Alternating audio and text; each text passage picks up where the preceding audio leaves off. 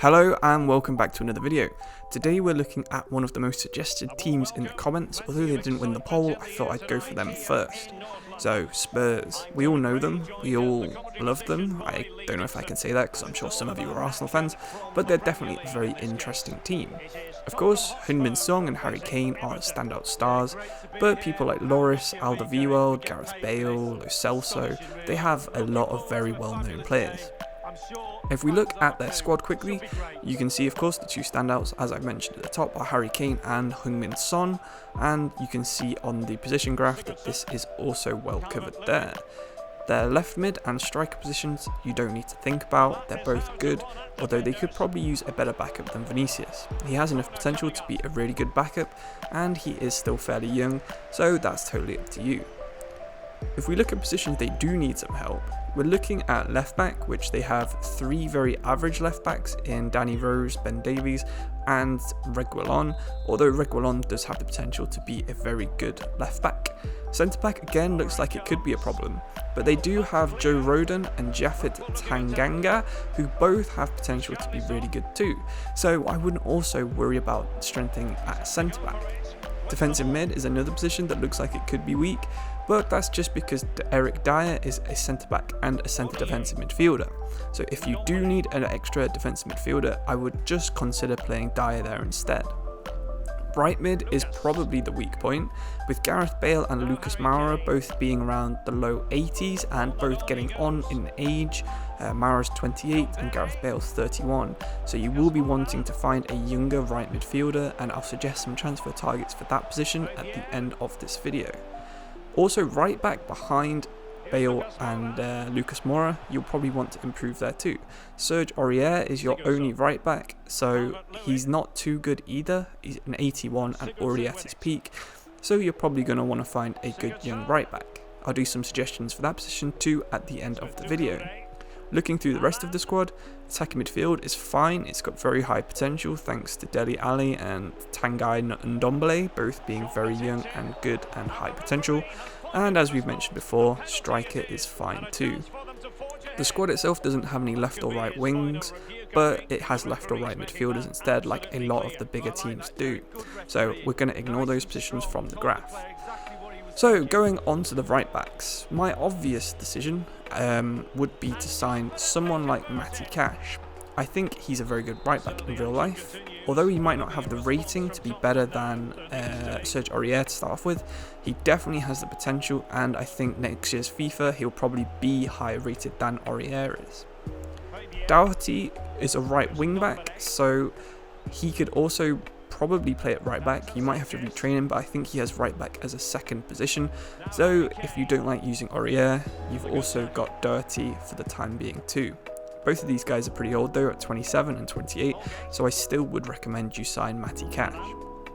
Going forward at right midfield is going to be slightly different. This is a position where you're probably going to want to spend a little bit more money, and as you start off with quite a bit and Matty Cash won't be too expensive on this year's FIFA, I would recommend you go for Leon Bailey at Bayer Leverkusen. Another option, if they do poorly in the first season and end up relegated, would be to sign Rafinha from Leeds United, or just train Bergwijn to play as the right midfielder instead of left midfielder, where you're likely going to be playing Son. If you do decide to play Son through the middle as a striker, as lots of people with Tottenham do like to do, another fairly realistic signing that could happen and nearly did happen in the past would be signing Jack Grealish. Of course he'll be very expensive, and you can probably imagine he would cost around 60-70 million pounds. But if you could move someone out for quite a lot of money, for example, Dele Alli is pretty well liked by PSG on FIFA 22 this year, so if you sold him, you could replace Dele Alli with Jack Grealish for a fairly similar fee, as that's how FIFA works, unfortunately. So that's my general guide on how you should probably play Spurs if you do decide to start a career mode as them.